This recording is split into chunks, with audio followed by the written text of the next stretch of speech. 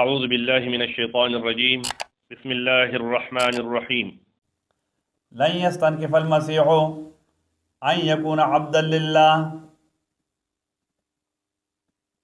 لن يستنكف المسيح عار نگنی عیسیٰ علیہ السلام ان يكون عبدا لله دا چوید دے بندہ دا اللہ. ملائکت و نہ ملائک المقربون چغی اللہ تا نزدی دی مقرب فرشتے حقیم زان دا اللہ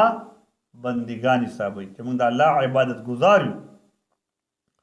ومن يستنكف عن عبادتی آغا سوک چه زان لوے گنی دا عبادت دا اللہ تعالیٰ نا ویستکبر و تکبر اختیاری دا بے بزی بد گنی آغا سوک چه بد گنی عبادت دا اللہ تعالیٰ او زان لوے گنی فسیحشرهم الیہ جمیعا نزرد چراجعون بکمون دی لرا الیہ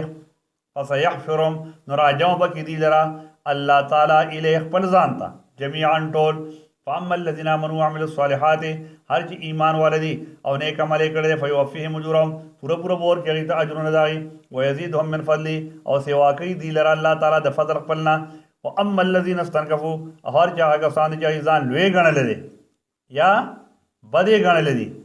واستکبروا او تکبر اختیار کردے دا عبادت دا اللہ نا فیعذبہم عذابا علیما عذاب بور کی دا عذاب دردناک.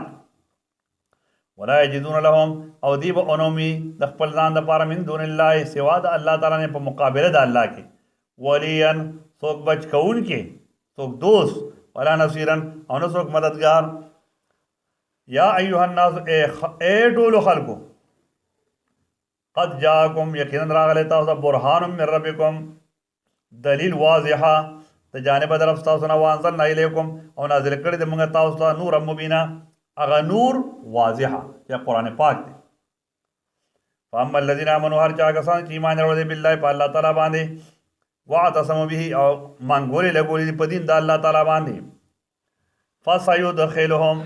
نا اللہ بداخل کی دی لرا فی رحمتی پر رحمت پل کے منہو دخپل طرفنا فی رحمت منہو پر رحمت پل کے وفضل نو پر فضل کے ویہدیہم او لارا خیدیتا الیخ پل زان طرف تا صراطا مستقیمہ غلار نیغا یستفتونکا او دی تپوس کے استانا ازما پیغمبر پا بارد کلالہ کے اب یا خبر قول دورتا ہوا اللہ یفتیکم اللہ تعالیٰ جواب در کیتا ہوتا فی الکلالہ پا بارد کلالہ کے داغا سوک دے چنے پلار موروی او نئے اولاد البتہ رور یارونا دا خوندی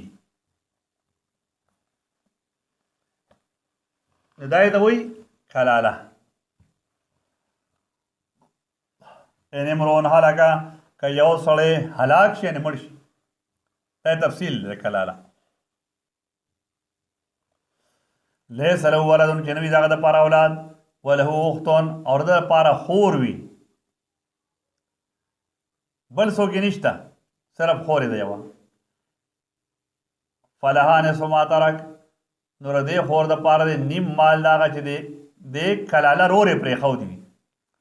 وہو یرسوها او دے با میراث وڑی داغا خور کلالہ نا علم یکن لها ولد کچرنوی داغی دا پارا اولاد فین کانت اسنتینی کچریوی دا خوین دے دوا فلہم الثلثانی دوارو دا پارا بیا پدریو کے دوئی سیدی میں ماتا رکا داغا مالنا چے پریخو دیوی داغا کلالہ انسان وَإِنْ اخوتاً او کچریوی دی اخوتاً رجال و نسان رونا نارینا و زنانا سمجھلب کچریوی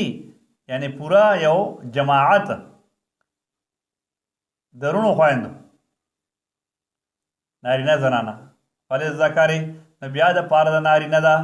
مثل حظ الانسین پا برابرے دی سیر دو زنانو کی یبین اللہ بیانی اللہ تعالیٰ لکم تاؤستا یعنی احکام بیانی یا احکام دا میراث ان تدویلو دا تک لا مقدر دے اللہ تدویلو دا جتاسو گمران شے واللہ بکل شین علیم اللہ تعالیٰ پہر یو سیز باندے عالم دے نپدے صورت کے الله جل جلاله منګه او تاسو ته دا احکام د رعیت بیان کړو، د معاشره د اصلاح بیان کړو، د حکومت ذمہواری بیان کړي، د قاضیانو حاکمانو ذمہواری بیان کړي، او په خپل منځ کې چې کم حقوق دي د یو بل نو دا هغه بیان وکړو.